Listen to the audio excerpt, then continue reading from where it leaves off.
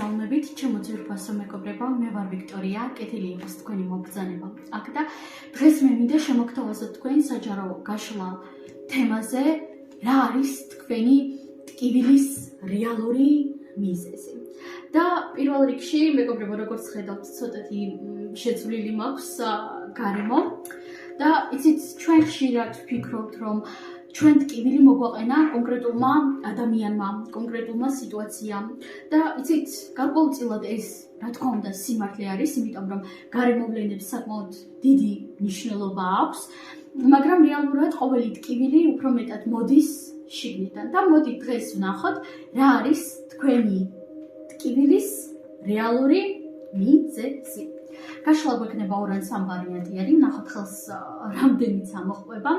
პირადი კონსულტაციის სურვილება მომწერეთ პირადში და მოდით ახლა დავიწყოთ საჯარო გაშლა. ნახოთ აბა, რა არის თქვენი ტკივილის რეალური მიზეზი. რა არის პირველი ვარიანტის ტკივილის რეალური მიზეზი, რა არის მეორე ვარიანტის ტკივილის რეალური მიზეზი. ორი ვარიანტი გვაქვს, როგორც ხედავთ, პირველი ვარიანტი, მეორე ვარიანტი. პირველი ვარიანტი მოდით იყოს ასეთი თქვა და მეორე ვარიანტი მოდით იყოს აი ასეთი თქვა. აიჩიეთ თქვენთვის სასურველი, თუ გჭირდებათ, რა თქმა უნდა, დააპაუზოთ ჩემო ძვირფასო მეგობრებო. და ვფიქრობ უკვე გააკეთებდით არჩევანს, ვინც არა ისინი მოპაუზებთ და დავიწყოთ ახლა ჩვენ პირველი ვარიანტიდან. თუ რაიმე სახის ტექნიკური ხარვეზი იქნება წინასწარ ბოდიში ვხვდი, იმიტომ რომ აქ სადაც ახლა ვარ პირველად ვიღებ ვიდეოს, მაგრამ არა უშავს, გამოვასწორებ აბსოლუტურად ყველაფერს და დავიწყოთ ახლა ჩვენ პირველი ვარიანტიდან. რა არის პირველი ვარიანტის ტკივილის რეალური მიზეზი და აქ ამოვიდა კვერთხების ტუზი.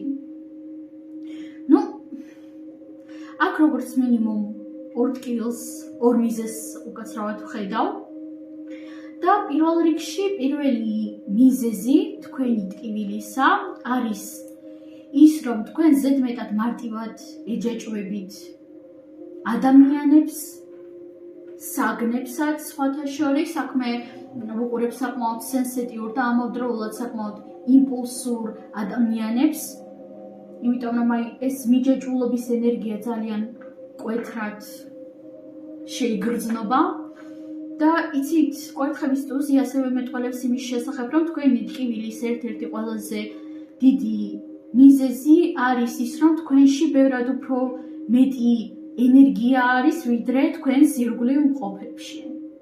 მარტივი ენით რომ ახსნა, ისე რომ აბსოლუტურად ყველასთვის იყოს გასაგები, თითქოს თქვენ უფრო ხშირად ხართ სიტუაციებში ინიციატორი, თქვენ უფრო ხშირად გამოდიხართ კონტაქტზე, თქვენ უფრო ხშირად იღებთ ურთიერთობებთან დაკავშირებით გადაწყვეტილებებს, ვიდრე თქვენი მეგობრები, ამხანაგები, შესაძლოა პარტნიორებიც, ხო? და იცით, ამ არკანიდან გამომდინარე, მე ვიტყოდი იმას, რომ თქვენ გჭირდება თქვენი ენერგიის მეტად დაფასება. იმიტომ რომ თქვენსავით ენერგიული ადამიანების უმეტესობა პირდაპირ გეტყვით, ნამდვილად არ არის, პირიქით, თქვენ ხართ ერთ-ერთი ისეთი ადამიანი, რომელშიც არის საკმაოდ ბევრი პოტენციალი, ბევრი შინაგანი ძალა, რომელსაც შეუძლია ბევრი მოტივაციის გაცემა, მოსმენა მეთქი გაცემა და თქვენი ენერგია მიდის არასწორ რესურსებში, არასწორ ადამიანებში. იმათში, ვინც ამას საერთოდ არ აფასებს ან ვერ აფასებს. მაგრამ იცით, ყველაფერი ხდება ადამიანის სოფლმხედველობიდან გამომდინარე, ამიტომაც თუ ადამიანს არ აქვს სწორად განვითარებული ცნობიერი, რამდენად კეთილი და კარგიც არ უნდა იყოს თქვენ მის მიმართ, რა თქმა უნდა, ამას ვერასდროს ვერ გაიგებს. ამიტომაც ადამიანების მიმართ არ უნდა გქონდეს რაღაც ისეთი დამოკიდებულება, არ უნდა გქონდეს მოლოდინები და არ უნდა ვეცადოთ, რომ შევცვალოთ ისინი. დავამატოთ არკანები და ვნახოთ, რა არის პირველი ვარიანტის ტკივილის მთავარი მიზეზი. კვერთხების ათიანი, შეხედეთ კვერთხების ტუზი და კვერთხების ათიანი. კვერთხების ყველაზე პირველი არკანი და კვერთხების ყველაზე მაღალი არა, მაგრამ ყველაზე დიდი რაოდენობრივად არკანი, ხო? ფაქტობრივად 1-იანი და 10-იანი. თქვენ გაიარეთ გზა კვერთხების ტუზიდან კვერთხების 10-იანამდე. მე ამას ვხედავ. და რა არის კვერთხების 10-იანი? კვერთხების 10-იანი არის ადამიანი, რომელიც უკვე გადაიღალა მუდმივი ნაბიჯებით, მუდმივი ინიციატივების გამოჩენით, მუდმივი მოძრაობით, მუდმივი იმპულსებით. მე აქ ვუყურებ ძალიან გადაღრილ ადამიანს, რომელიც დაიღალა იმით, რომ თქვენთვის უფრო მნიშვნელოვანი არიან ადამიანები თითქოს, ვიდრე თქვენ მათთვის. და ბევრი თქვენგანი ამას რა თქმა უნდა ხდება გულის სიღრმეში მაინც, მაგრამ ბევრი სამწუხაროდ არა და ამიტომაც აქვე გეტყვით. თუმცა იცით, აქ ეს ასე იმიტომ ხდება, რომ ადამიანებს ზოგადად ადამიანებს არ უყვართ ერთმანეთის დაფასება ნამდვილად, მაგრამ მეორე ის არის, რომ თქვენ ზედმეტად ბევრ ენერგიას გასცემთ იმ ადამიანებისთვის, რომლებიც ამას თქვენი მხრიდან საერთოდ არ იმსახურებდნენ. კიდევ ერთხელ გავიმეორებ. ხვდებით ხომ? ამიტომაც აქ ასეთ დისბალანსს შევხვდით აშკარად, პირველი ვარიანტი. და თქვენ ზუსტად ამ ენერგიის გაცემით, გასცემდით, აჩენდით ინიციატივას, იღებდით პასუხისმგებლობებს, ცდილობდით კონკრეტული ურთიერთობის ან ურთიერთობების გამოსწორებას, მაგრამ არაფერი არ გამოგდიოდათ. და ახლა უბრალოდ გადაიხარეთ ამით. იმიტომ რომ ენერგია წაგერთვით. მაგრამ კარგი ამბავი მდგომარეობს იმაში, რომ ნებისმიერი სახის ენერგიის აღდგენა, რა თქმა უნდა, შესაძლებელი არის, ამიტომაც პირველი ვარიანტი აღადგინეთ აუცილებლად თქვენი ენერგია, პირველ რიგში სწორად გაანაწილეთ თქვენი რესურსები და დაფიქრდით თქვენს რეალობაში, ვინ იმსახურებდა თქვენს ენერგიას და ვინ არ იმსახურებდა, უფრო სწორად გაანაწილეთ ისინი. მესმის, რომ კონკრეტული ადამიანების მიმართ გვაქვს რაღაც მიჯეჭვულობა, სენსიტიურობა, ზოგს მიჩვეული ვართ, ხო? მაგრამ მიუხედავად ამისა, ეს ანიშნავს ავტომატურად იმას, რომ ადამიანი თქვენი მხრიდან იმსახურებს რაღაცას. ხვდებით ხომ? ამიტომაც ამ კუთხით მოახდინეთ ანალიზი, კარგად გაიაზრეთ, აწონდაწონეთ აბსოლუტურად ყველაფერი და შემდგომ, რასაც გეტყვით, ეს არის ის, რომ დაისვენეთ. დაასვენეთ თქვენი ფსიქიკური მდგომარეობა და დაასვენეთ თქვენი ფიზიოლოგიური მდგომარეობა. ყველანაირი გაჯეტების, ტელეფონების და ყველაფრის გარეშე და ნუ გექნებათ ადამიანებისგან მოლოდინები. იცხოვრეთ არა იმისთვის, რომ სხვებზე მოახდინოთ რაღაც გარკვეული შთაბეჭდილება ან რაღაც მსგავსი, არამედ იცხოვრეთ თქვენთვის. თქვენ საკუთარ თავზე მოახდინოთ შთაბეჭდილება.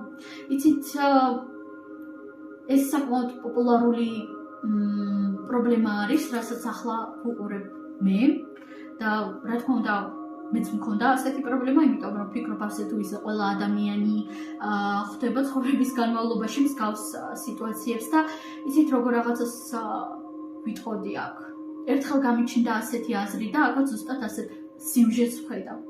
თქვენ ელოდებით დროს იმისათვის, რომ გასცეთ პასუხი მათ, ვინც უკვე არ არსებობს. იცით ეს რას ნიშნავს?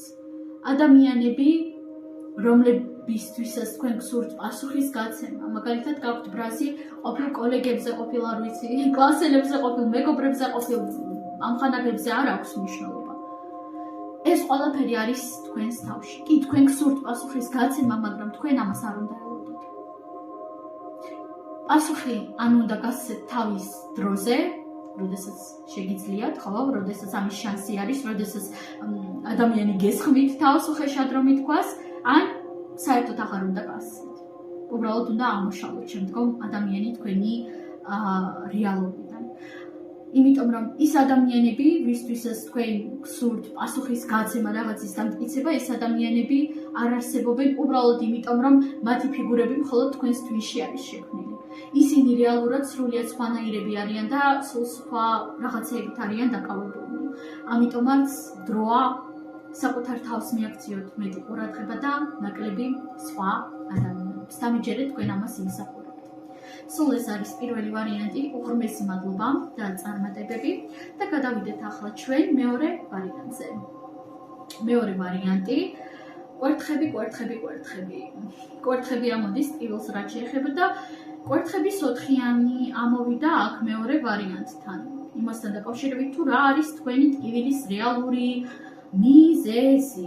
პირველ რიგში ამ არკანიდან გამომდინარე, ერთადერთი რაც შემიძლია თქვა ეს არის შიში იმისა, რომ დაკარგავთ კონკრეტულ სტაბილურობას, დაკარგავთ კონკრეტულ სიმყარეს, მაგალითად ეს შეიძლება იყოს კონკრეტული ურთიერთობის დაკარგვის შიში, კონკრეტული ადამიანის დაკარგვის შიში, კონკრეტული სიტუაციის, მაგალითად არ ვიცი, სამსახურის, სტატუსის, რეპუტაციის, ძალიან ბევრი რაღაც შეიძლება იყოს და ყველასთან რა თქმა უნდა სხვადასხვანაირად რეზონირდება, მაგრამ აქ მთავარი რასაც ხედავ, ეს არის კონკრეტული სტაბილურობისა და კონკრეტული სიმყარის დაკარგვის შიში.